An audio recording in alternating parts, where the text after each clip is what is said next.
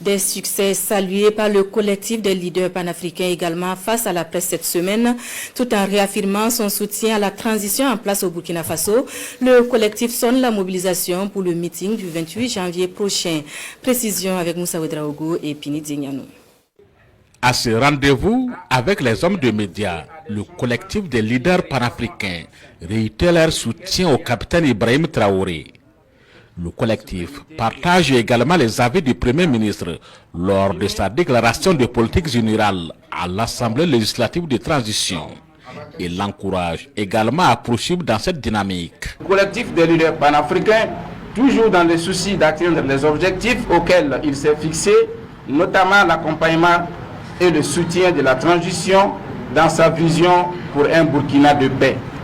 Pour ce qui est de la politique générale du Premier ministre, le collectif des leaders panafricains partage cette vision et s'engage à accompagner le chef du gouvernement pour la réussite de sa mission.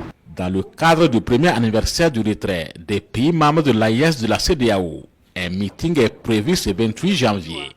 Le collectif invite ses militants et sympathisants à sortir pour soutenir l'initiative. L'objectif de cette conférence, c'est d'appeler tous les Burkinabés à renforcer de vigilance et à toujours attacher la ceinture pour soutenir le capitaine Ibrahim Traoré dans sa mission qui est de reconquérir nos territoires et ensuite soutenir les trois chefs d'État de l'AES dans leur noble mission qui est donc la souveraineté, l'indépendance totale de l'Afrique.